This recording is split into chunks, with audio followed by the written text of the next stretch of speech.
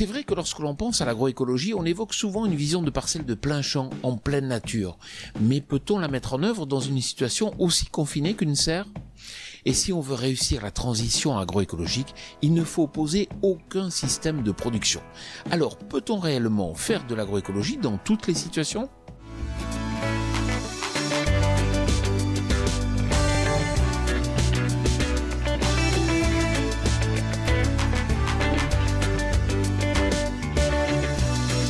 Cette semaine, cap sur le Lot-et-Garonne à Marmande pour aller à la rencontre d'Isabelle Combe en pleine récolte de fraises. Donc ici, nous produisons 4 variétés de fraises sur 19 hectares.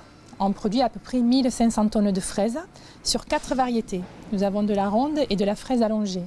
Nous produisons à peu près du mois de mars au mois de juillet. Donc toutes ces fraises sont à destination de la France. En plus, nous produisons 50% de gariguette, qui est une variété très française et aimée des Français. Mais Isabelle, avec une production en serre, observe-t-on plus de parasites ? Et lorsque la serre abrite la plante, le feuillage n'est pas mouillé, il n'y a pas de développement de champignons. Vu que ça pousse dans du terreau, il n'y a pas de maladie au niveau racinaire. Ce qui fait qu'aujourd'hui, c'est une plante qui n'est pas traitée. On est presque plus bio que du bio, mais on ne peut pas être appelé bio parce que c'est du hors-sol. Cependant, sur le feuillage, il y a quand même des ravageurs. Nous avons 2 insectes. Un qui s'appelle le thrips, qui se met dans les fleurs, et un autre qui s'appelle le puceron, qui se met dans les feuilles. Donc en fait, pour pallier à ce problème, on installe dans la serre des insectes qui sont des petites araignées, donc qui sont dans ces sachets, que l'on installe au milieu des pieds de fraises.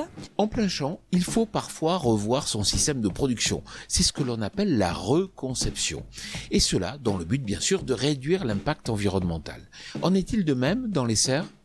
Donc ces serres ont été construites il y a 30 ans. Et il y a 30 ans, c'était des serres modernes pour la production de tomates. Puis petit à petit, l'outil a vieilli et il nous demandait de plus en plus de consommation d'énergie. Donc on a fait le choix il y a 10 ans d'arrêter la production de tomates pour faire de la production de fraises qui demande beaucoup moins d'énergie. Et aujourd'hui, la serre est un outil performant pour la production de fraises. En plus, c'est un outil qui nous permet d'arriver plus précoce et d'arriver avant la production de plein champ. Comme ça, il n'y a pas concurrence entre les 2 productions. Merci Isabelle. Et nous, on se retrouve jeudi prochain sur TV Agri pour un nouveau regard porté sur l'agroécologie. Bonne semaine.